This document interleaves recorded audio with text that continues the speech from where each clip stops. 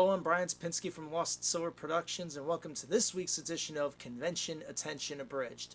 And a special shout out to all my friends down at either San Japan in San Antonio, Texas, or Dragon Con down in Atlanta, GA. Hope you guys are all doing well down there. And for you, here is the news.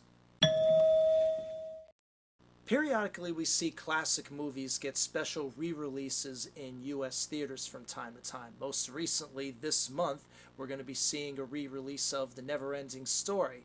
Well, Japan is no exception to this rule, and coming up in a couple of weeks, they're going to be releasing one of the classics from the Studio Ghibli vault back into theaters.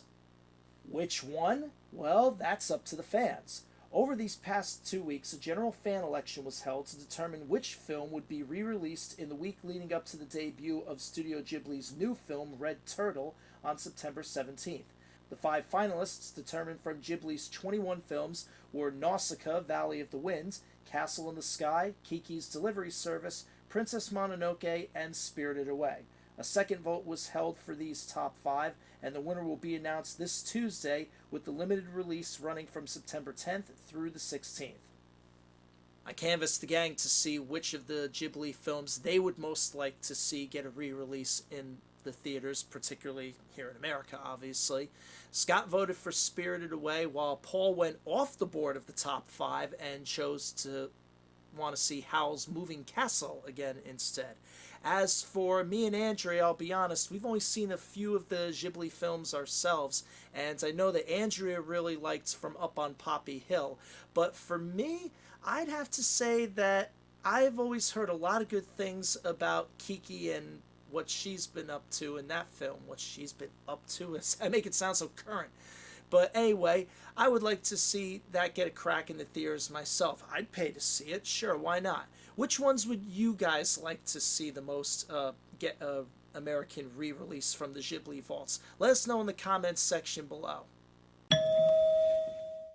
Speaking of classics making a comeback, a lot of Dragon Ball fans have been long awaiting the English language premiere of their first new series in almost 20 years, Dragon Ball Super.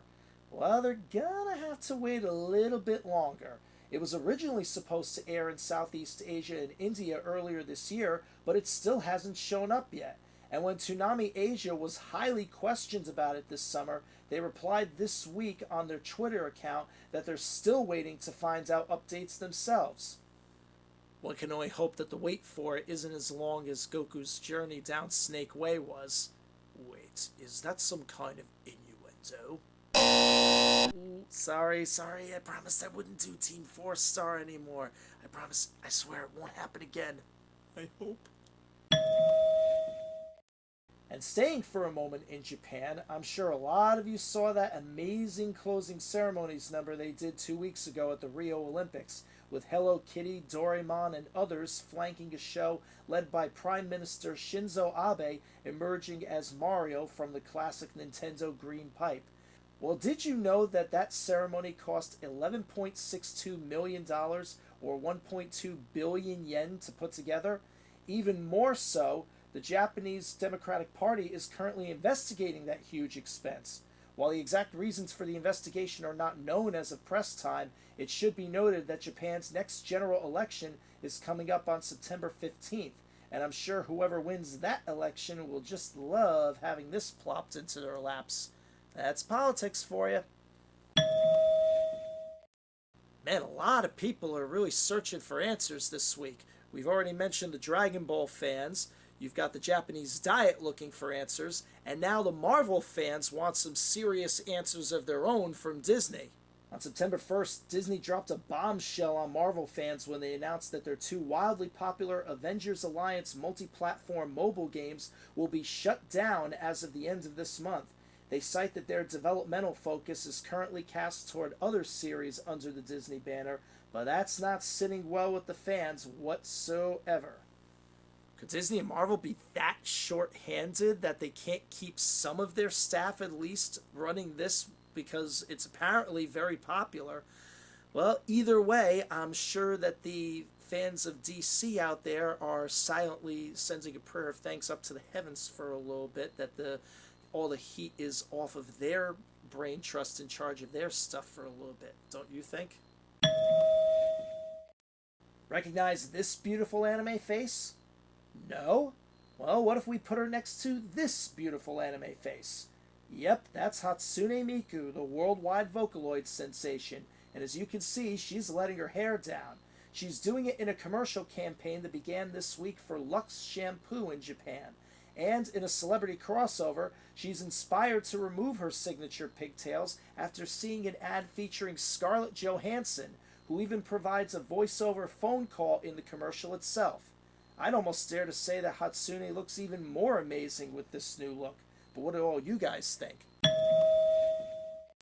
Finally, here's another face making a lot of waves this week. As many of you know, Eevee is now officially at Build-A-Bear, and a lot of people are already stuffing him on their own beds and shelves. So much so, in fact, that when Build-A-Bear decided to release the exclusive online set for Eevee a day early on August 31st, the set sold out immediately. Eevee himself, along with his sleeper, can still, of course, be purchased in-store. But if that's not enough Eevee for you and you want something more to enjoy, how would you like Eevee to sit in your lap as you type away on Facebook? Thanks to Premium Bandai, you can purchase one of these special PC cushions for about $56 between now and Halloween for a November shipment. Fortunately, you won't have to wait that long for our next Convention Attention podcast. That's taking place next week on Friday, September 9th at 8 p.m. Eastern, where our topic is going to be anime for newbies. We'd like to know what anime you would recommend as the first for fans new to the genre to watch. I'm sure we're going to get a lot of very interesting opinions about this as well, and I'll be honest, I'll be taking a lot of personal notes as well. Even though I've seen some things, I could always use some more. And in the meantime, if you'd like to see more from us, please don't forget, as always, to like, share, and subscribe here at YouTube, and as well as on Facebook at facebook.com/LostSilverProductions. And please support us on Patreon at patreon.com/LostSilver so that we can continue our convention game show operations and give you a chance to score some anime-inspired game show swag. Until next time, I'm Brian Spinski from Lost Silver Productions, and we'll see you on the con floor very soon.